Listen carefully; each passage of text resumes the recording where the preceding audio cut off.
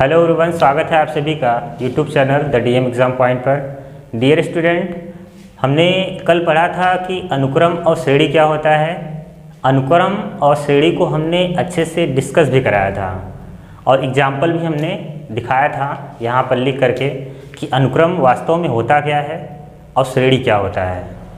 अनुक्रम और श्रेणी में अंतर भी बता दिया था हमने कि जो श्रेणी होता है वह अनुक्रम का ही एक रूप होता है। अगर कोई अनुक्रम दिया है तो उसमें प्लस या माइनस या दोनों एक साथ हो सकता है, एक बार प्लस फिर माइनस प्लस माइनस, इस तरह का भी अनुक्रम हो सकता है। तो अनुक्रम और श्रेणी में कोई विशेष अंतर वहाँ पर नहीं दिखा था। तो आज हम लोग स्टार्ट कर रहे हैं क्लास 10th में जो चैप्टर है समांतर श्रेणी, जो श्रेणी के अंतर्गत आता है। वैसे तो श्रेणी गणित में हम लोग 3 प्रकार के पढ़ते हैं। कौन कौन से पढ़ते हैं? समांतर श्रेणी पढ़ते हैं, गुणोत्तर श्रेणी और हरात्मक श्रेणी। लेकिन क्लास 10th में आपको केवल पढ़ना है समांतर श्रेणी। समांतर श्रेणी यानी कि एरिथमेटिक प्रोग्रेशन। अब समांतर श्रेणी है क्या? यह श्रेणी का ही एक भाग है। देखिए, जैसे समांतर श्रेणी है तो इसके नाम से ही पता चल रहा है कि यह किस प्रकार की श्रेणी बनाएगी। वैसे तो अनुक्रम बहुत से प्रकार के होते हैं या फिर श्रेणी बहुत से प्रकार का बन सकता है, ठीक है। तो अब समांतर श्रेणी क्या है? जैसे कोई श्रृंखला लिख दी जाए तो उसमें जो पद हैं उनके बीच का अंतर हर जगह समान मिले तो वो श्रेणी समांतर श्रेणी हो जाती है। जैसे उदाहरण से समझिए, जैसे मान लीजिए यहाँ एग्जाम्पल लिखा हमने, यहाँ जैसे आ गया 5, 10, 15, 20, इस तरह का अनुक्रम दिया हुआ है। अब ये अनुक्रम में आप देखेंगे कि ये जो टर्म दिया हुआ है इसे हम लोग क्या कहते हैं? टर्म या फिर पद। ये जो पहला टर्म है और दूसरा टर्म है, अगर इनके बीच का अंतर निकाला जाए तो कैसे निकालेंगे? 10 में से 5 निकालेंगे, 5 मिलेगा। 15 में से 10 निकालेंगे, 5। 20 में से 15 निकालेंगे, 5। तो यहाँ पर हर जगह अंतर कितना दिखाई दे रहा है? 5। यानी यह जो श्रेणी है या अनुक्रम है यह क्या है? समांतर श्रेणी है।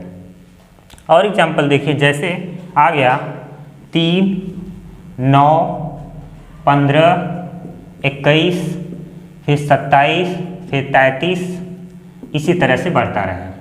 तो यह भी एक समांतर श्रेणी को प्रदर्शित करती है। कारण ये है इनके बीच का अंतर हर जगह आपको बराबर मिलेगा। जैसे यह है 3 में 6 जोड़ेंगे 9, फिर 6 जोड़ेंगे 15, फिर 6 जोड़ेंगे 21। तो ये जो अनुक्रम है, हमने आपको कल बताया भी था कि अनुक्रम में अगले पद का हम अनुमान लगा सकते हैं कि वास्तव में अगली संख्या क्या होने वाली है। लेकिन अगर एक ऐसी श्रेणी हो जिसमें कोई नियम न हो, अगला पद नियम से न लिखा गया हो, तो अगले पद का अनुमान नहीं लगा सकते हैं आप। यहाँ पर जैसे 33 है, अगर आपसे कोई पूछे बताइए अगला पद क्या होगा, तुरंत आप बता देंगे 33 में 6 जोड़िए 39, 39 में 6 जोड़िए 45। इस तरह से श्रेणी आगे की ओर बढ़ेगी। तो ये जो है आपका श्रेणी, और ये जो श्रेणी है दोनों ही किस प्रकार की श्रेणी है? समांतर श्रेणी है। और यहाँ पर जो जितने भी पद लिखे गए हैं वो उसके पहले पद से संबंधित हैं। अगर हम बात करें समांतर श्रेणी की तो समांतर श्रेणी है क्या? देखिए, इसी उदाहरण से आपको समझ में आ जाएगा। जैसे यहाँ पर जो प्रत्येक पद लिखा गया है, जैसे ये पद और ये पद, ये जो पद है अब ये बना कैसे? इसके पहले वाले पद में 6 जोड़ा गया था तब ये जाकर के आपको मिला। ऐसे 15 कैसे आया? इसके पहले वाले में जब +6 किया आपने तब मिला आपको। ऐसे ही अगले वाले में जब यहाँ पर +6 किए तो वो मिल गया आपको। इस तरह से यहाँ पर भी ये जो पद है इससे संबंधित है। जब इसमें आप 5 ऐड करते हैं तो अगला पद आता है, ठीक। यानी कि जितने भी पद आपको दिखाई देंगे वह पहले पद से क्या होंगे? संबंधित होंगे। यानी समांतर श्रेणी की अगर कोई परिभाषा पूछे तो आप ये बताएंगे कि ऐसी श्रेणी जिसमें प्रत्येक पद पूर्व पद में कोई नियत संख्या जोड़ने अथवा घटाने से प्राप्त होती है, तो ऐसी श्रेणी समांतर श्रेणी होती है। फिर सुनिए, ऐसी श्रेणी जिसमें प्रत्येक पद पूर्व पद में कोई नियत संख्या जोड़ने अथवा घटाने से प्राप्त होती है, ऐसी श्रेणी को समांतर श्रेणी कहते हैं। और उस नियत संख्या को क्या कहते हैं हम लोग? सार्वंतर यानी कॉमन डिफरेंस। मैं आपको एक अच्छे से एग्जाम्पल से समझाता हूँ कि कॉमन डिफरेंस क्या होता है, प्रथम पद क्या होते हैं, समांतर श्रेणी क्या होते हैं।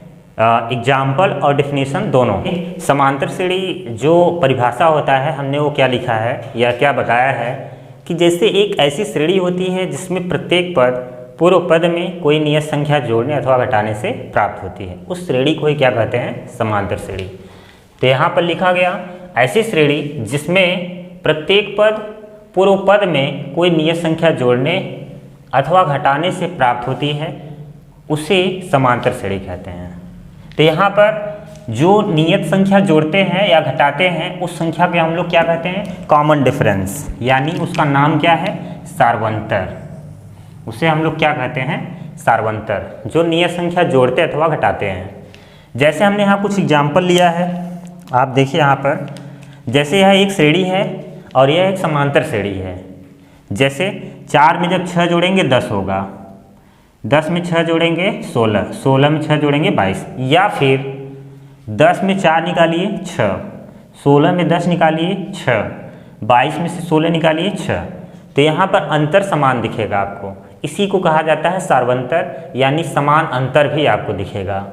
जैसे इसमें ये जो पहला वाला है इसे हम लोग कहते हैं प्रथम पद। इसे क्या कहते हैं हम लोग, प्रथम पद, प्रथम पद। और प्रथम पद को हम लोग प्रदर्शित करते हैं ए से, small letter A. English alphabet में जो लेटर होता है पहला, स्मॉल लेटर ए से प्रदर्शित किया जाता है प्रथम पद को। जैसे ये है दूसरा पद, तो आप इसे कह सकते हैं A1, A2, A3, A4, इसी तरह से डॉट डॉट A5, ये AN तक हो जाएगा। ठीक, A1 को ही हम लोग प्रथम पद A भी कहते हैं, यह आपका क्या है, प्रथम पद है। अब सार्वंतर क्या होता है, देखिए जैसे अगर कोई श्रेणी दिया हो तो उसमें सार्वंतर कौन होगा। तो ये जो पहला वाला पद है A1, ये दूसरा पद है A2, यहाँ पर हम पदों को स्मॉल लेटर से दिखा रहे हैं। एक और दिखा सकते हैं यहाँ पर, जैसे यहाँ पर इसको चलिए लिख दे रहे हैं। यहाँ पर क्या हो जाएगा, ये प्रथम पद है, जैसे A1, A2, A3 है, इस तरह से आप इसे कह सकते हैं। ये T1 है, ये T2 है, ये T3, ये T4, ऐसे ही आपका बढ़ेगा आगे। ठीक, T का मतलब जैसे होता है टर्म, यहाँ पर देखिए TERM, टर्म माने क्या होता है, पद। ठीक है, तो ये T1 का मतलब पहला पद, T2 का मतलब दूसरा, T3 का मतलब तीसरा, T4 का मतलब चौथा पद है। या फिर A1, A2, A3, A4 बोलिए। A1 को ही हम लोग प्रथम पद स्मॉल लेटर A से जानते हैं, और सार्वंतर को किससे जानते हैं हम लोग, स्मॉल लेटर D। इसका प्रतीक क्या है, D, डिफरेंस से D बनाया गया है। सार्वंतर का प्रतीक क्या होता है, D, और प्रथम पद क्या होता है, स्मॉल लेटर A। ये प्रथम पद, पहला पद तुरंत दिखेगा, उसमें कोई फार्मूला नहीं लगाना है। श्रेणी में पहला पद A हो जाता है। सार्वंतर कैसे निकालेंगे, सार्वंतर को निकालने के लिए दूसरे वाले में से पहले वाले को हमेशा घटाना होगा। जैसे अगर सार्वंतर निकालना है तो T2 माइनस T1, ये T2 है, ये T1 है, तो यहाँ हो जाएगा T2 माइनस T1, तो कितना मिलेगा आपको, 10 माइनस 4 कितना हो जाएगा, 6। तो इस श्रेणी में सार्वंतर का मान कितना है, 6 है। या फिर हम यहाँ से निकाल लें, ये T3 है, ये T2, तो सार्वंतर T3 माइनस T2, यहाँ से भी 6 मिलेगा। अगर कोई श्रेणी समांतर श्रेणी है तो कहीं भी आप सार्वंतर का मान निकालेंगे हमेशा आपको समान दिखाई देगा या समान मिलेगा आपको। जैसे यह एक श्रेणी है तो इसमें प्रथम पद A बराबर कितना है, 1, और सार्वंतर D का मान कितना है, तुरंत घटा दीजिए, -1 माइनस घटेगा कितना, 1, तो कितना आ जाएगा, -2। या फिर अगर आप यहाँ से निकालेंगे तो -3, देखिए -3 माइनस कितना निकाल रहे हैं, -1, तो ये कितना होगा, -3 प्लस 1 कितना आ जाएगा, -2। तो कहीं से भी निकालेंगे सार्वंतर का मान आपको समान दिखाई देगा। तो यहाँ पर देखिए इस नियत संख्या को सार्वंतर यानी कॉमन डिफरेंस कहते हैं। यहाँ पर आप देखेंगे पदों के बीच का अंतर हमेशा समान दिखाई देगा, और पद होने कौन चाहिए, दोनों लगातार पद होने चाहिए।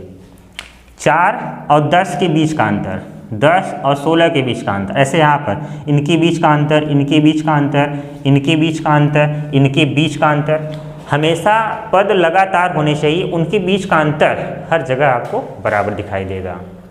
ऐसा नहीं है कि इनके और इनके बीच का अंतर निकाल लें, इनके और इनके बीच का अंतर निकाल लें तो गलत हो जाएगा।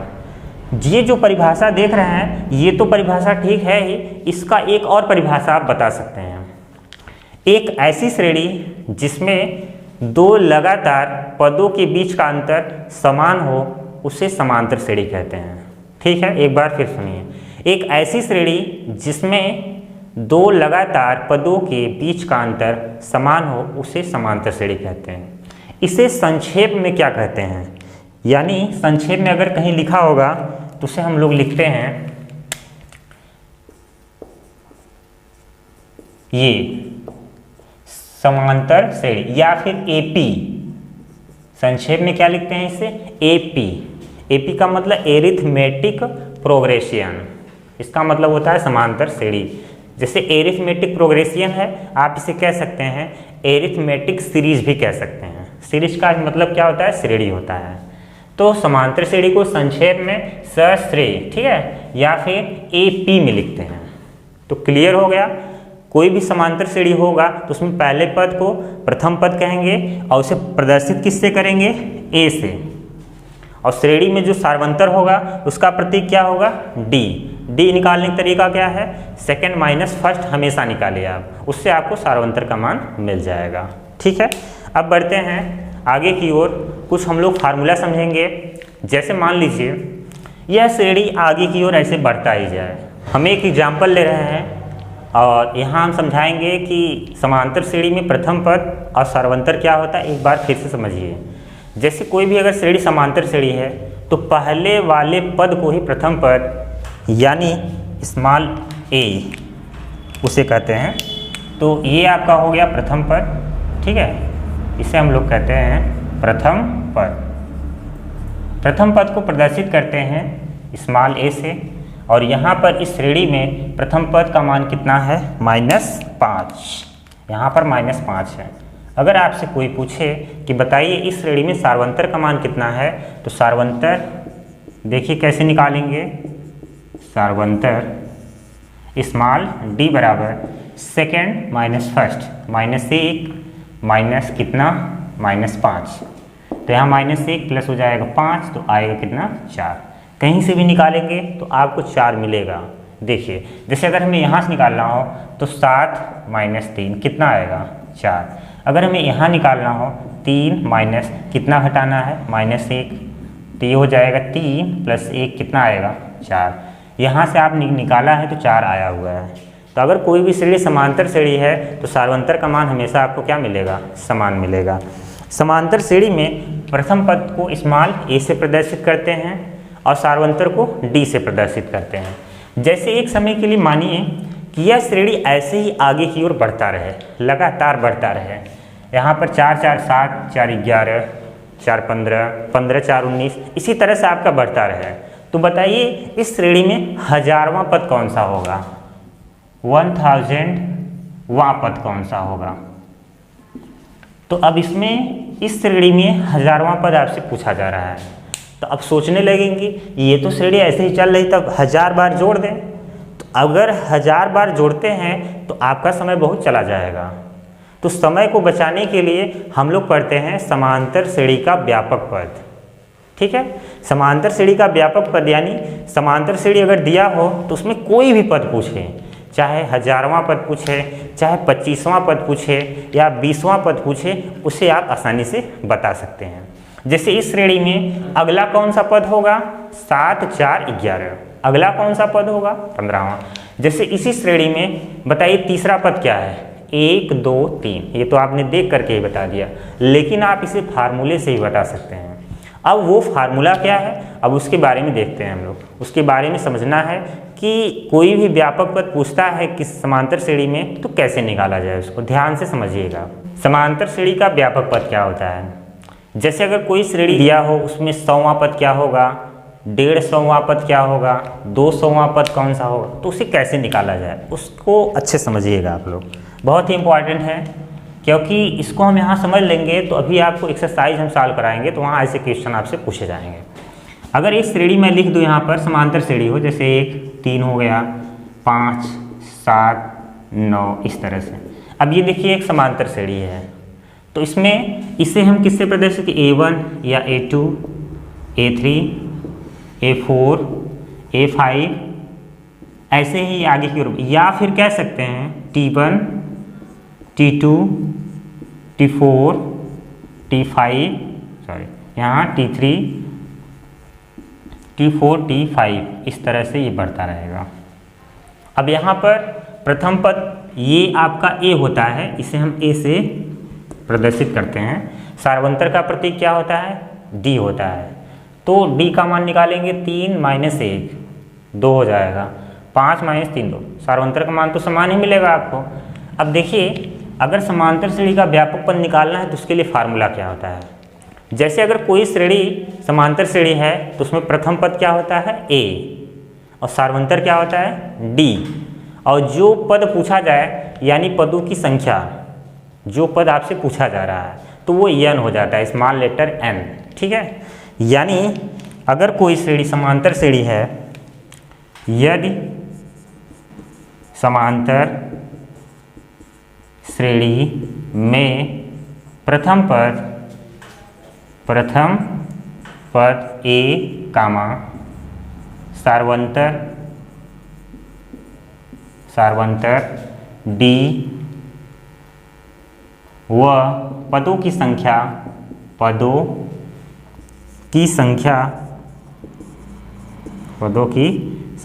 स्मॉल n हो तो nवां पद, ठीक है, यहाँ देखिए nवां पद को प्रदर्शित किससे करेंगे आप, Tn या फिर An भी कहते हैं इसे, और ये फार्मूला होता है A + n - 1 × D, ठीक है। तो Tn या फिर An बराबर क्या होता है A + n - 1 × D। यह समांतर श्रेणी का क्या है, व्यापक पद है। या फिर यहाँ पर एक चीज़ ध्यान दीजिएगा कि ये जो हम लिखे हैं ये प्रारंभ से nवां पद है, ठीक है, हो तो प्रारंभ से, ठीक है, nवां पद के लिए। अगर कोई श्रेणी है समांतर श्रेणी है तो उसमें प्रारंभ से अगर हमें कोई पद निकालना हो तो इस फार्मूले का प्रयोग करते हैं हम लोग। जैसे Tn है या फिर An भी कह सकते हैं। A का मान हम श्रेणी देखते ही पता कर लेंगे, प्रथम पद कितना है। n का मान, जैसे अगर 20वां पद पूछे तो n का मान कितना हो जाएगा 20। D सार्वंतर निकाल लेंगे, कहीं से भी निकाल लेंगे, D का मान पता चल जाएगा। इसको सॉल्व कर देंगे तो आपको वो पद पता चल जाएगा। जैसे अगर यही श्रेणी दिया है, हमें इसी में पूछ ले कि बताइए 150वां पद क्या होगा, इसी में क्वेश्चन क्या है 150वां पद आपको निकालना है, तो क्या करेंगे आप, दिख रहा है कि इसमें मान कितना हो जाएगा T 1 50, A का मान कितना दिख रहा है 1 प्लस n का मान 150 माइनस 1, D का मान 3 में से 1 निकालो 2, तो यहाँ आएगा 1 प्लस इसको हटा दीजिए 149 × 2 गुणा। अगर ये श्रेणी इसी तरह से चलती रहे तो हमें 150वां पद कौन सा मिल जाएगा 93 मिलेगा, तो हो गया आसान। अब यही अगर आप काउंट करते रहते कि हम 2 2 जोड़ते रहें तो हो सकता है आपकी गिनती गलत हो जाए और बाद में 93 ना आए, लेकिन इस फार्मूले से आपको कभी गलती नहीं होगी, गलती नहीं हो सकती है। ये फार्मूला आपके लिए बेटर होगा। जब भी कोई समांतर श्रेणी हो तो प्रारंभ से nवां पद निकालने के लिए इस फार्मूले का प्रयोग हम लोग करेंगे। इतना याद रहे कि ये फार्मूला कब लगाना है, जब किसी समांतर श्रेणी में प्रारंभ से nवां पद पूछे। जब किसी समांतर श्रेणी में प्रारंभ से nवां पद पूछता है तो इस फार्मूले का आपको प्रयोग करना है, ठीक है। अब इसके आगे बढ़ते हैं हम लोग। जैसे मान लीजिए ये तो हमने प्रारंभ से nवां पद निकाला है, ठीक। अगर इसी में अंतिम पद भी आ जाए तब क्या होगा, जैसे ये श्रेणी इस तरह से चल रही है, हम इधर से nवां पद पहले का निकालें तो फिर फार्मूला बदल जाता है। अब वो कैसे निकालेंगे, अब उसको ध्यान से समझिए आप। समांतर श्रेणी में अगर अंत से nवां पद पूछा जाए, जैसे इस साइड से अगर आपको इधर की ओर निकालना हो तो a + n-1 × d लगाना है, लेकिन अगर अंत से इधर का पद निकालना हो तो फार्मूले में थोड़ा सा बदलाव। देखिए समांतर श्रेणी में nवां पद को ही हम क्या कहते हैं, अंतिम पद कहते हैं। इस बात को नोट कीजिए पहले, समांतर श्रेणी में nवां पद को ही अंतिम पद कहते हैं, अंतिम पद कहते हैं। समांतर श्रेणी में nवां पद को ही अंतिम पद कहते हैं और अंतिम पद को प्रदर्शित करते हैं स्मॉल l से। अंतिम पद को l से प्रदर्शित करते हैं, ठीक है। तो यहाँ पर फार्मूला क्या हो जाएगा, अंत से nवां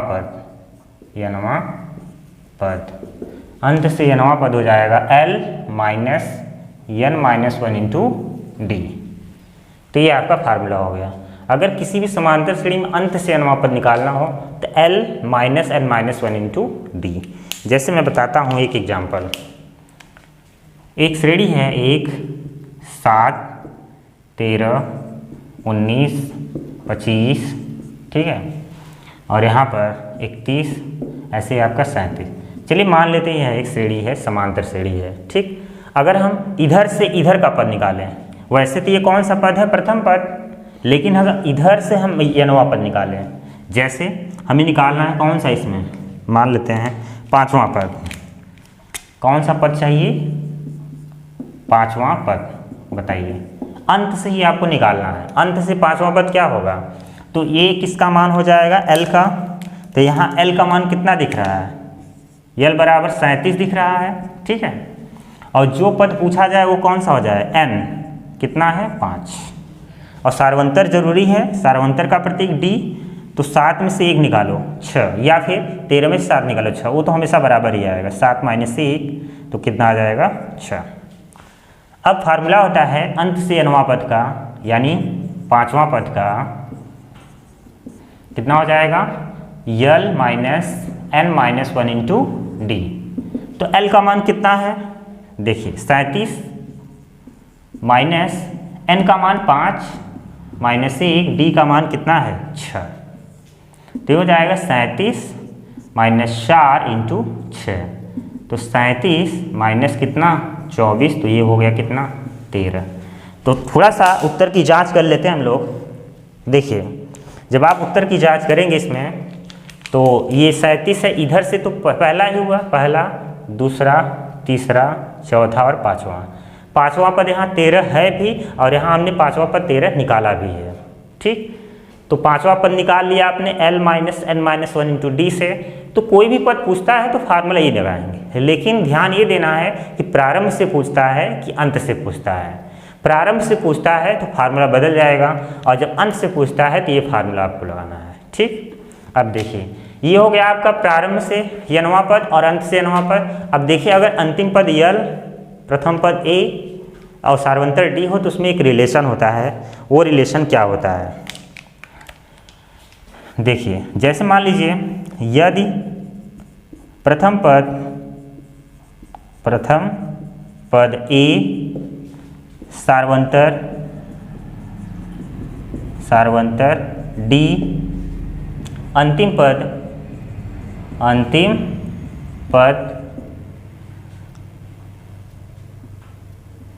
l व पदों की संख्या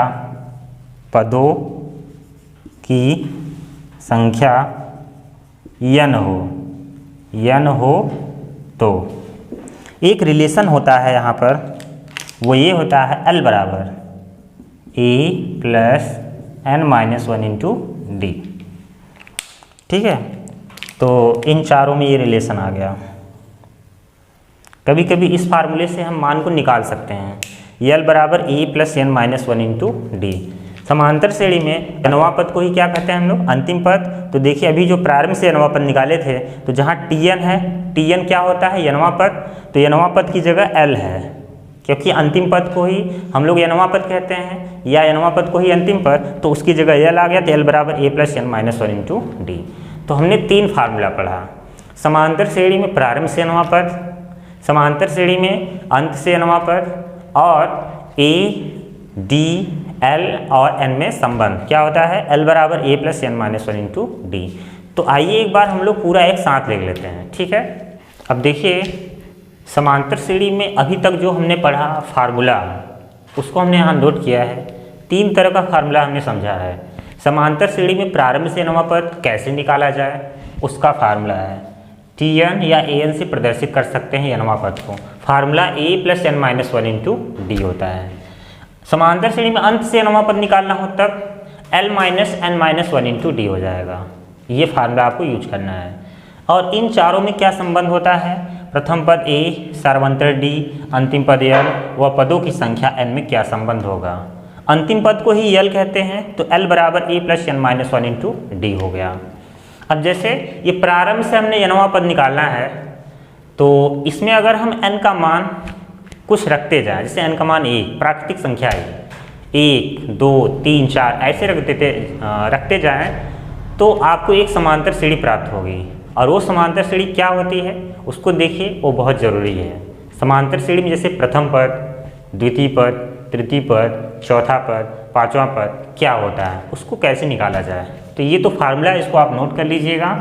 अब मैं बता रहा हूँ समांतर श्रेणी होता क्या है। जैसे a होता है a plus D, A plus two D, ये सब आता कैसे है, अब उसको देखिए ध्यान से निकालते कैसे हैं।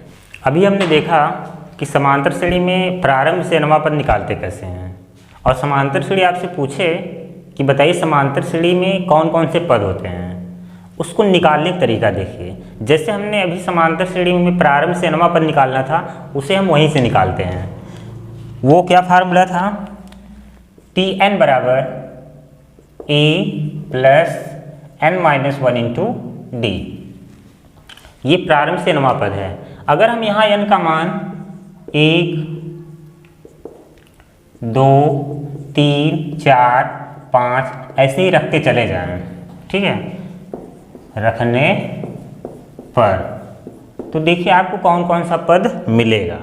जैसे अगर आप निकालते हैं, तो अगर n का मान 1 रखेंगे तो T1 यानी पहला टर्म, जहाँ n है वहाँ 1, फिर 2, फिर 3 ऐसे रखना है। a plus 1 minus 1 into D, तो a 1 में से 1 घटाएंगे 0, 0 का गुणा d से 0, कुछ नहीं बचेगा, यानी क्या मिलेगा आपको, a मिलेगा। अगर n का मान 2 रख दें T2, तो a प्लस n की जगह 2 माइनस 1 इंटू डी, तो 2 में से 1 निकालेंगे कितना हो जाएगा 1, तो 1 का गुणा d से तो d आएगा, यानी a प्लस डी, ठीक है। अगर इसी तरह से हम n का मान 3 रख दें, तो a plus 3 minus 1 into D, तो बताइए 3 में से 1 निकालेंगे 2 बचेगा, तो यानी a प्लस कितना आ गया 2d।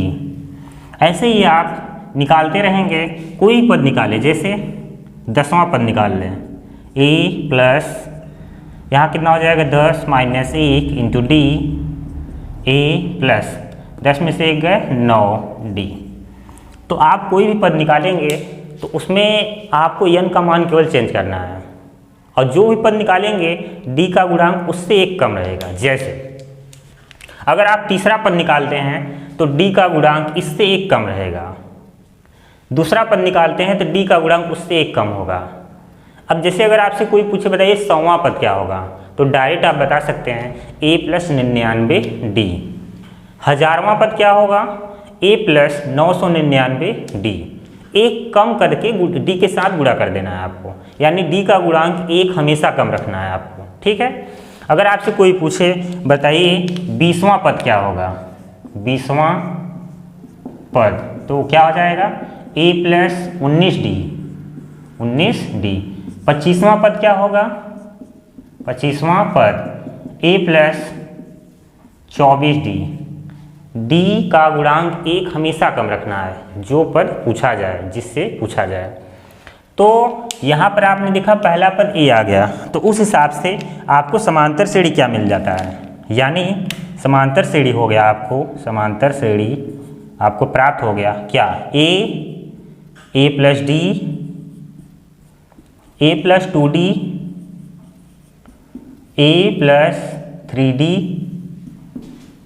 a प्लस 4d, ऐसे ही आप बढ़ते रहेंगे a प्लस n d। ठीक है, तो ये आपका क्या मिल गया, समांतर श्रेणी। डायरेक्ट आप यहाँ से बता सकते हैं।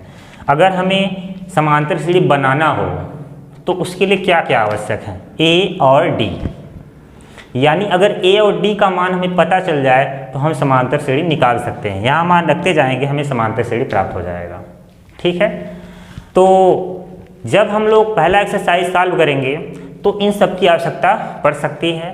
तो हमने यहाँ जो बेसिक कॉन्सेप्ट था एक्सरसाइज को सॉल्व करने का, उसको समझा दिया है। ठीक है, अब हम लोग पहला एक्सरसाइज सॉल्व करेंगे तो वहाँ पर एकदम स्टार्टिंग से हम लोग बताएंगे, हम लोग समझेंगे वहाँ पर। तो हम लोग फर्स्ट एक्सरसाइज जो है अगले लेक्चर में देखेंगे। तो आज के लिए इतना ही।